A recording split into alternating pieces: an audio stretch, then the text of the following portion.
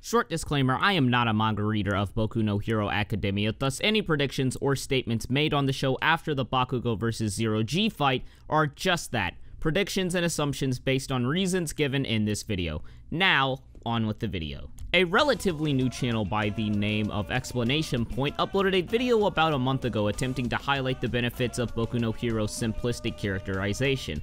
And while I do like the video, there was a point that he brought up that has stood out to me since the first season of Boku no Hero that Explanation Point seems to see as a positive.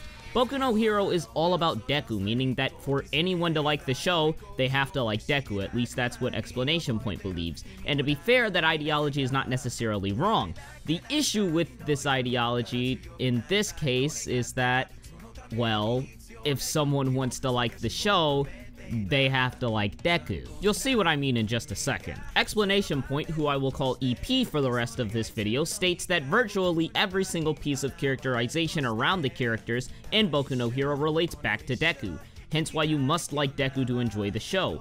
But while this makes sense when Deku's on screen, what happens when he's not? For that answer, we need look no further than Boku no Hero Season 2, a season where Deku, due to a tournament, is much less prominent in the story than beforehand. When Deku is not on screen or in the center of a conflict, what happens is actually sort of hilarious. Last season, as many of you can recall, I hated Deku for a multitude of reasons and wished that he would receive much less screen time in the belief that it would greatly benefit the show. Hilariously enough, it turns out that taking Deku out of these conflicts only has the opposite effect, but not for the reason you would assume. Because every character is characterized by their relationship with Deku, these characters cannot exist outside of him. The show, in fact the universe, actually revolves around Deku, consequently making every fight that doesn't feature him at the center of the conflict not only extremely predictable, but tensionless as a result.